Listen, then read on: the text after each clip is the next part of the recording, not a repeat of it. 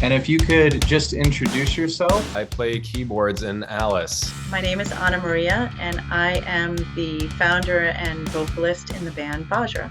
What was the initial start?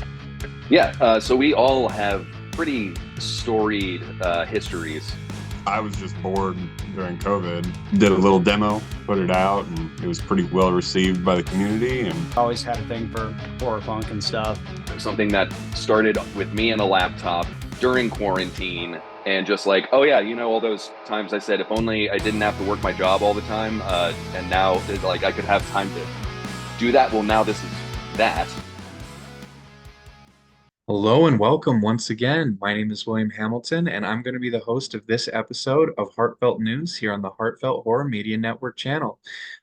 Before we begin, I just wanted to say thank you all to the audience at home. Thank you guys for watching our show. Thank you for sharing it with your friends, for subscribing to our channel, and to the Patreon supporters that have been supporting us, we really, really appreciate it. Thank you all. And I'll talk more about that at the end of the video. We have some announcements coming up I wanted to share. Today, though, I have something different. We don't have a guest. We don't have anyone coming on, from a label or a band or a musician. We're not promoting any particular release. This is actually a review. Now, I've never done a review, so I'm going to do this in one take because I wanted to get my raw thoughts. I've listened to the song several times, and I just wanted to share what I was thinking about it. So, first and foremost, who is the band? The band itself is the Crimson Ghost from Italy. And I have been going through some of their old music and I absolutely love it. It's got this really cool raw punk energy feel to it. And I just really dig it. This song that they sent me is called Burn It Down. And it's actually it feels a bit different than their other material. One of the things that I really like about it and that stands out to me is that it has this strong 90s influence. It's got this almost Riot Grrrl grunge alt rock feel. The song overall has like a production style that would match that. Like, if you listen to this song, it would be right up there recording wise with L7 or Bikini Kill or any of those Riot Grrrl bands from the 90s. And I think it really works. Overall, the song, it's cool to see that influence come into the song and into the band and to embrace new things and to try new things out. That's something that, as the Facebook community that's been following us knows, I've been talking a lot about is looking at different influences and bringing them into, horror punk or whatever your subgenre is mixing things, blending things, bringing new elements in. Horror punk specifically, which the Crimson Ghosts are a part of that scene, has a tendency to lock into punk and heavy metal of various styles from, various ages and times. And there's nothing wrong with that. I love solid punk rock and heavy metal. I love metalcore. I love hardcore, all sorts of bands.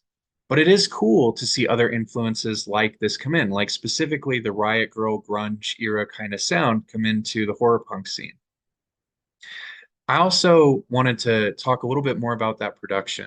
So I've noticed that some bands they just record a song and they put it out and they don't really care about it. Something that's really important to me as a listener is I care a lot about the quality of the recordings that I'm listening to. If a song has kind of trash recording and it just doesn't feel like the band put any effort into it, then I'm just not as interested in it. This song, Burn It Down, I feel it has a more lo-fi quality to it, but I feel that's on purpose, that it's an aesthetic choice that the band has been playing with for a long time now and just really works with this 90s kind of influence. And that's an important thing to kind of take away from these kind of things when you're reviewing music or when you're listening to it, is that just because a song is well recorded doesn't mean it's a good song. Just because a song is poorly recorded doesn't mean it's a bad song. And in fact, a song that is done in a lo-fi way intentionally for aesthetic reasons with good songwriting, that can be just as beautiful as a high-end production song. And that's one of the reasons why we on the channel interview people all the time. What it doesn't matter if they're big and they're getting lots of radio airplay. It doesn't matter if they're a small local band. If they have good songwriting, that's what's important to us. And I think that this song, Burn It Down, again, by the Crimson Ghost, I think it has that. One of the things I really appreciated about it was the groove of the guitars. It's just strong. It has this cool feeling to it, kind of a nice like bounce almost, and it's just really overall fun. The vocals are another aspect of the song that I really enjoyed. They also really capture that, 90s Riot Girl aesthetic, and that's not just because the singer's female, it's just the way she's choosing to sing. The overall production of the song has this more loose feeling to it. It's not stuck to a grid. It's not, perfectly mechanical in time, trying to be perfect. But that was the style of that kind of music. And so them bringing that influence in and, incorporating it into their sound, it feels natural. It feels like the song really belongs in the category in their catalog, even though it is different from, previous releases they've put out. And I appreciate that. Bands have to grow, they have to change, they have to move on from the sound that they started with. That doesn't mean that they have to completely change or sell out, but I just really appreciated the direction that they're trying to take things and the experimentation. Um, Overall, I feel that the lyrics of the song, they have strong hook. I won't spoil if you haven't heard it. Please go check the song out. Um, but overall, the hook was strong as well. I feel the song, as a someone who's studying songwriting currently, just for fun, I really like how the song flowed, and it did follow a kind of a verse, chorus, bridge formula, but it felt organic. It didn't feel forced. It didn't feel like they were going part, part, part. It felt like a nice natural progression and flow that bands that jam a lot together seem to have. And I don't know if they jam a lot together or not. I suspect they do. I know they've been playing together for a while. Um, Overall, I really enjoyed the song. I think you'll really enjoy the song, especially if you're into that, kind of style. And I hope that the broader dark alternative culture will take some lessons from this song, that they will not be as afraid to take in influences, whether it's, we've talked about ska being an influence potentially, or, pop or industrial or any of these things, bringing those into whatever your genre is and blending them, making something new and exciting. I want to commend them for it. So good job, Crimson Ghosts. I really enjoyed this song. And again, audience, I believe you will as well, especially if you're into the, the Riot Girl sound. Um, and that brings me to this next part. I wanted to thank the audience at home for their support. Thank you all so much for your guys' continued support of our show. Thank you to everyone that, leaves a like on our videos, who has subscribed to our channel. Thank you to the people that have been commenting. And, thank you to our Patreon supporters as well. All of those things mean a lot. When you share our videos with your friends and family, when you get this stuff out there, it really helps us spread, awareness of this channel and these amazing bands that have come on.